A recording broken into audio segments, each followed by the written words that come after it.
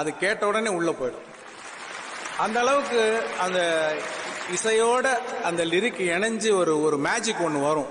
அது ரொம்ப சோல்ஃபுல்லா இருக்கும். அப்படி ஒரு சோல்ஃபுல்லான அந்த நீலோற்பம் சாங் எழுதி கொடுத்த கவிஞர் தாமரை அவர்களுக்கு என்னுடைய நன்றியை நான் தெரிவிச்சுக்கிறேன். கபிலன் வைரமுத்து இப்போ பேசினாரு, அந்த பால்வெளி பாதை மேலே பாட்டு எழுதினாரு. என்னன்னா, ஒரு பாட்டு ஹிட் ஆகணுன்றதுக்காக முதல் வேர்டு கேட்சான ஒரு வேர்டை போடணும், வரிகள் எல்லாம் மாசா இருக்கணும் அப்படின்னு இல்லாம சிச்சுவேஷனுக்கு ஏத்த மாதிரி, லொகேஷனுக்கு ஏத்த மாதிரி நல்ல கவிதையான வரிகள்ல கூட ஒரு பாட்டை சூப்பர் ஹிட் ஆக்க முடியும்னு எழுதி நிரூபிச்சிருக்காரு கபிலன் வைரமுத்து. அதே மாதிரி நம்ம இந்தியன் தாத்தாவை இந்த ஜெனரேஷனுக்கு கொண்டு போற மாதிரி கம்பேக் இண்டியன்ற பாட்டு எழுதி திருக்குறள் அறிவு ரொம்ப அந்த பாட்டுக்கு அழகு சேர்த்திருக்காரு. அது இல்லாம தாத்தா வர்றாரு, கதற விட போறாரு, அல்சல் அச்சாமல் கிற்கல் தான் பாட்டு ஒரு குத்தி கதற விட்டுருக்காரு ரோகேஷ். லஞ்சம் ஊழல் எங்க பார்த்தாலும் தப்பு நடக்கிற நியூஸ் நம்ம பார்த்துக்கிட்டே இருக்கோம் நியூஸ் பேப்பர்ல. அப்படி பார்க்கும்போது எனக்கு தோணும், இப்ப இந்த இந்தியன் தாத்தா வந்தாருன்னா எப்படி இருக்கும், படமா எடுக்கணும்னு சொல்லி கதை யோசிப்பேன். கதை வர்றதை விட இந்தியன் 2ல என்னென்னலாம் பண்ணக்கூடாது, எதெல்லாம் தவிர்க்கணும் அப்படிங்கறதுலயே எனக்கு ஒரு 2-4-5 படம் போயிடுச்சு. 2.0 முடிகிற டயத்துல தான் எனக்கு ஒரு சரியான கதை கிடைச்சது, இந்த இந்தியன் 2 கதை. ஸோ சார்ட்ட பேசி ஸ்டார்ட் பண்ணிட்டோம். ஒரு சீன்ல ஒரு ஷாட் சொன்னோம்னா அது என்ன ஷாட், அது என்ன டயலாக், கூட நடிக்கிற துணை நடிகர்கள், ஜூனியர் ஆர்டிஸ்ட், கேமரா ஆங்கிள், எத்தனை கேமரா இருக்கு, லைட் எங்க இருக்கு, இதுல சிஜி இருக்கு, என்னென்ன ப்ராப்ஸ் இருக்கு, இது எல்லாத்தையும் உள்ள வாங்கிட்டு மிகச்சிறப்பா நடிக்கக்கூடிய 360 டிகிரி இன்டூ 360 ஆக்டர் நான் ஏற்கனவே ஒரு மேடையில் சொல்லியிருக்கேன். ஆனா இந்த படத்துல பாத்தீங்கன்னா 361 டிகிரியா ஒன்னு புதுசா ஒன்னு பண்றாரு. அது என்னன்னு கேட்டீங்கன்னா அப்டேட்டட் ஆக்டிங். அதாவது அப்டேட்டட் ஆக்டிங்னா அப்ப என்னன்னா, நிறைய சீனியர் ஆக்டர்ஸ் வருஷங்கள் ஆக ஆக மொனோட்னஸ் வந்துடும். ஆனா கமல் சார் இன்னைக்கும் அவருடைய நடிப்பு பிடிக்கிற மாதிரி ஒரு அப்டேட்டடான ஆக்டிங் ஒன்னு பண்றாரு. அதுதான் அந்த 361வது டிகிரி. அவர் தன்னை புதுப்பிச்சுக்கிட்டே இருக்காரு.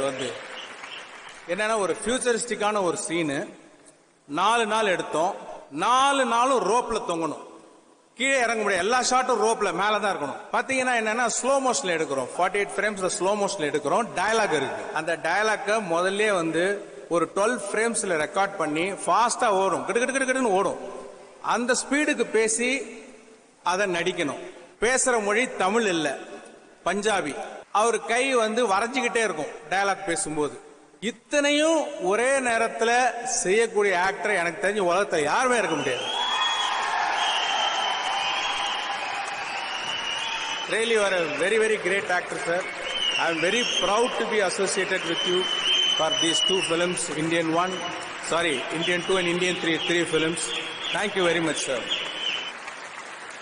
அப்புறம் சின்ன கலைவாணர் விவேக்,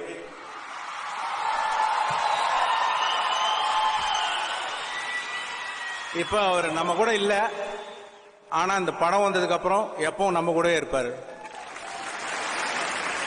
அவருக்கும் இந்தியன் தாத்தாவுக்கும் எதிரும் புதிருமா ஒரு நல்ல ஒரு கெமிஸ்ட்ரி ஒன்று ஒர்க் அவுட் ஆயிருக்கு. அது ஆடியன்ஸ் நல்லா என்ஜாய் பண்ணுவீங்க நான் நம்புறேன். அப்புறம் மனோபாலா, நீங்க இது வரைக்கும் பார்க்காத ஒரு வித்தியாசமான மனோபாலாவை இந்த படத்துல பார்க்கலாம். அவர் வர காட்சிகள் கலகலப்பா இருக்கும். அவர் கூட சேர்ந்து ஜெகன், அவங்க 2 பேரும் சேர்ந்து ஒரு லூட்டி அடிச்சிருக்காங்க. காஜல் அகர்வால், அவங்க ஆக்சுவலா பார்ட் 2ல இல்ல, பார்ட் 3ல தான் வருவாங்க.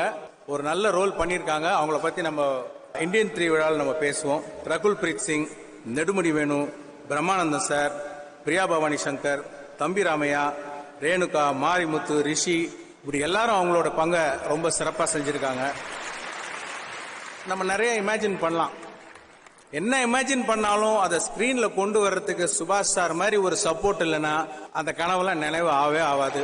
தேங்க்யூ வெரி மச் சுபாஷ் சார், தேங்க்யூ வெரி மச். இந்த படம் ஒரு சிக்கல்ல மாட்டிக்கிட்டு ஒரு 2-3 வருஷம் நவராம ஒரு இடத்துல தேங்கி நின்னது உங்க எல்லாருக்கும் தெரியும். அப்போ ஒருத்தர் உள்ள எல்லார்ட்டையும் பேசி எல்லாத்தையும் சரி பண்ணி மலமளமல இந்த படத்தை வளர்றதுக்கு உதவினாரு உதயநிதி ஸ்டாலின் அவர்கள். அவருக்கு இந்த நேரத்தில் என்னோட நன்றியை நான் தெரிவிச்சுக்கிறேன்.